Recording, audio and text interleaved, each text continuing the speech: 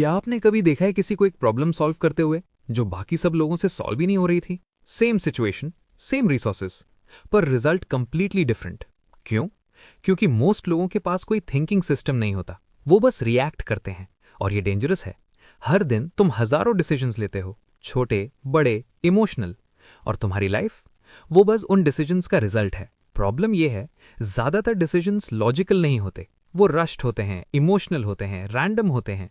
इसीलिए लोग एक ही लूप में फंसे रहते हैं, wrong choice, regret, frustration, repeat. लेकिन कुछ लोग इस लूप से बाहर निकल जाते हैं, इसलिए नहीं क्योंकि वो स्मार्टर हैं, बल्कि इसलिए क्योंकि वो अलग तरीके से सोचते हैं। वो यूज करते हैं मेंटल मॉडल्स। चलो समझते हैं कैसे। 1. First principle thinking. मोस्ट लोग वही सोचते हैं जो ऑलरेडी एग्जिस्ट करता है। क्या पहले काम किया? सब लोग क्या कर रहे हैं? ये एवरेज थिंकिंग है। लेकिन फर्स्ट प्रिंसिपल थिंकिंग एक अलग सवाल पूछती है, असली ट्रूथ क्या है? प्रॉब्लम को तोड़ दो, उसे बेसिक्स तक ले जाओ, फिर वहां से दोबारा बिल्ड करो। यही लोगों को ब्रेक थ्रूज देता है। कॉपी करने के बजाय वो नया क्रिएट करते हैं। सिंपल एग्जाम्पल, तुम सोचते हो मैं लेजी हूं, पर क्या ये सच है? या फिर low energy, poor sleep, bad diet, lack of clarity. जब तुम प्रॉब्लम को तोड़ते हो, रियल कॉज मिलता है, और जब कॉज फिक्स होता है, प्रॉब्लम खत्म हो जाती है। सेम चीज हर जगह अप्लाई होती है। No camera, no skills, no money. तोड़ के देखो, कंटेंट बनाने के लिए क्या चाहिए? एक आइडिया, एक फोन, बस। जब तुम सिंप्लीफाई करते हो, तुम स्टार्ट कर देते हो। चैलेंज होगा कि एक प्रॉब्लम जो तुम अवॉइड कर रहे हो, उसे सिंपलेस्ट ट्रूथ तक तोड़ दो। 2. Inversion thinking. कभी कभी प्रॉब्लम सॉल्व करने का बेस्ट तरीका होता है उसे उल्टा सोचना। इंस्टेड ऑफ पूछना कि मैं सक्सीड कैसे करूं, पूछो कि मैं फेल कैसे पक्का कर सकता हूं। सडनली क्लैरिटी आ जाती है। ब्रोक रहना है, बिना सोचे स्पेंड करो। एक ही इनकम पे डिपेंड रहो। सीखना अवॉइड करो, क्विक डोपामीन चेस करो। इन्हें हटा दो और तुम ऑटोमेटिकली बेटर डायरेक्शन में मूव करोगे। रिलेशनशिप्स में भी सेम। मत पूछो स्ट्रांग कैसे बनाओ, पूछो इसे डिस्ट्रॉय कैसे करो।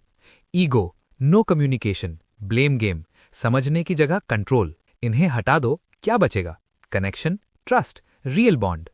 कभी कभी क्लैरिटी ऐड करने से नहीं, गलत चीजें हटाने से आती है। चैलेंज होगा कि एक गोल जिसमें तुम कंफ्यूज्ड हो, लिखो क्या क्या उसे रूइन करेगा, फिर उन चीजों को बंद करो। 3. Framework thinking.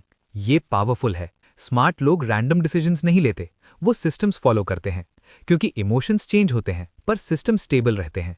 फ्रेमवर्क एक शॉर्टकट है थिंकिंग का। वो हेल्प करता है सही डिसीजन बार बार लेने में।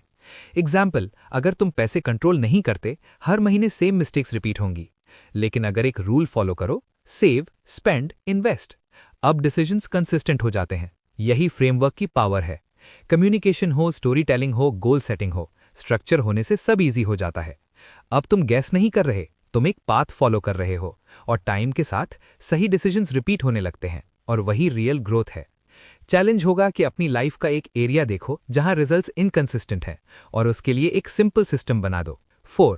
Clarity over information. मोस्ट लोग सोचते हैं more information equals better decisions, लेकिन ये सच नहीं है।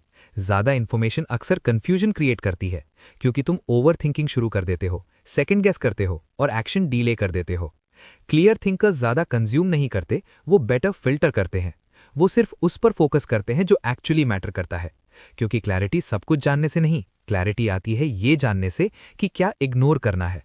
जब तुम्हारा माइंड क्लियर होता है, डिसीजंस फास्ट हो जाते हैं, एक्शंस शार्प हो जाते हैं। चैलेंज होगा कि एक एरिया चूज करो जहां तुम ओवरवेल्म्ड फील कर रहे हो, और सब कुछ हटा दो जो डायरेक्टली हेल्प नहीं करता। 5. एक्शन बायस। एक हार्श ट्रूथ, सिर्फ सोचने से कुछ नहीं बदलता, एग्जीक्यूशन बदलता है। मोस्ट लोग लर्निंग मोड में ही स्टक रहते हैं, देखते रहते हैं, प्लान करते रहते हैं, प्रिपेयर करते रहते हैं, लेकिन मूव नहीं करते।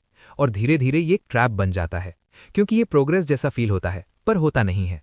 जो लोग फास्ट ग्रो करते हैं उनके पास एक एडवांटेज होता है। वो रेडी फील होने का वेट नहीं करते, वो एक्ट करते हैं, वो टेस्ट करते हैं, फेल होते हैं, एडजस्ट करते हैं। जब बाकी लोग अभी भी सोच रहे होते हैं, तब तक वो इंप्रूव कर चुके होते हैं। क्लैरिटी एक्शन से आती है, ना कि पहले। चैलेंज होगा कि एक आइडिया जो तुम काफी टाइम से सोच रहे हो, आज उस पर सबसे स्मॉलेस्ट पॉसिबल एक्शन लो। 7. Understanding conflicts. क्या तुम्हें यह पता है कि तुम्हारी लाइफ में सबसे बड़ा कॉन्फ्लिक्ट क्या है? वो है तुम्हारा माइंड। वो हमेशा बात करता रहता है, जज करता रहता है, कंपेयर करता रहता है। तुम्हारी अकेले में तुमसे ही बातें चलती हैं। यहीं से सेल्फ डाउट आता है, एंग्जाइटी आती है, और फियर भी आता है। सबको कंट्रोल करना इम्पॉसिबल है, पर कुछ चीजें तुम्हारे हाथ में हैं। तुम्हारी डाइट, तुम्हारी स्लीप, तुम्हारी थिंकिंग, इन सब चीजों को ठीक करोगे तो हजारों छोटी प्रॉब्लम सॉल्व हो जाएंगी, क्योंकि ये सबसे बड़ा कॉन्फ्लिक्ट ठीक कर देता है, तुम्हारी अपने अंदर की बैटल। चैलेंज होगा कि एक चीज आइडेंटिफाई करो जो तुम्हारे डे टू डे कॉन्फ्लिक्ट्स को इन्फ्लुएंस करती है और उसे इंप्रूव करने पर काम करो। अगर तुम अपनी थिंकिंग को अपग्रेड करना चाहते हो और लाइफ में क्लैरिटी, कॉन्फिडेंस और डायरेक्शन लाना चाहते हो तो ओन बिलीफ फॉलो कर लो, क्योंकि यहां हम सिर्फ कंटेंट कंज्यूम नहीं करते, हम अपनी थिंकिंग रीवायर करते हैं।